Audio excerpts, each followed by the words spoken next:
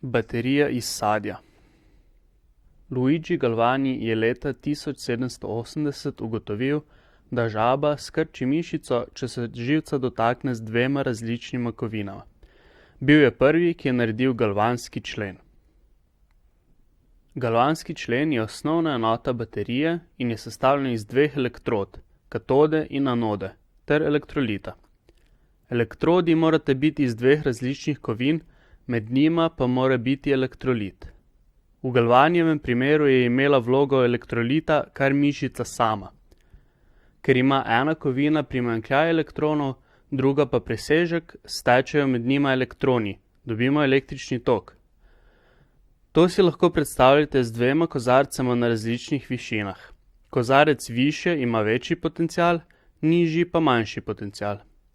Kozarca predstavljata različni kovini, da pa med njima steče tok oziroma voda, potrebujemo slamico, ki predstavlja elektrolit. Tok vode oziroma elektronov nam da energijo. S kombinacijo različnih kovin in elektrolitov dobimo različno količino električnega toka in napetosti.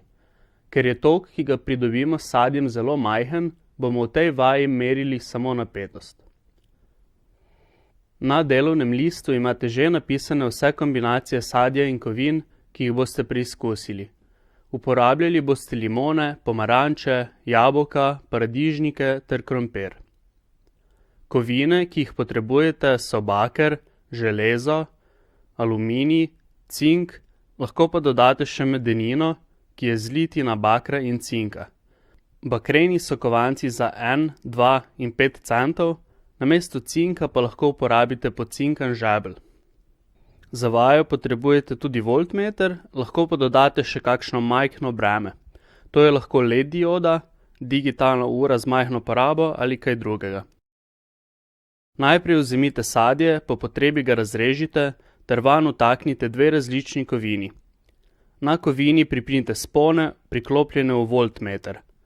Tako lahko iz voltmetra odčitate napetost, to popišite v tabelo na delovnem listu. Nato odgovorite na vprašanja, sadja pa lahko zvežete še zaporedno. Če nimate toliko sadja, lahko več elektrod zapičite v en sadež.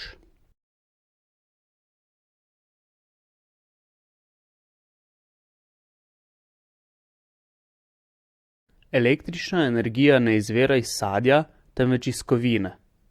V primeru cinka in bakra v limoniji je vir energije cink, ki oksidira ter oddaja pozitivno nabite cinkove ione v elektrolit. Vodikovi ioni v raztopini pa reagirajo s prostimi elektroni na bakrovi elektrodi in se združijo v vodikov plin. To imenujemo redukcija.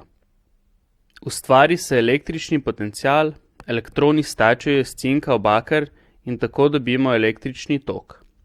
To je tudi princip delovanja preprostih baterij z nekaj razlikami v materialih. Pri alkalni AA bateriji poteka reakcija med cinkom in manganovim dioksidom, kot elektrolit pa se uporablja kalijev hidroksid. Ohišje je izdelano iz jekla. Baterije uporabljamo velikokrat vsak dan in znanstveniki neprestano izboljšujejo njihovo delovanje. Če vas zanima, vam predlagamo, da tudi sami raziščete to področje.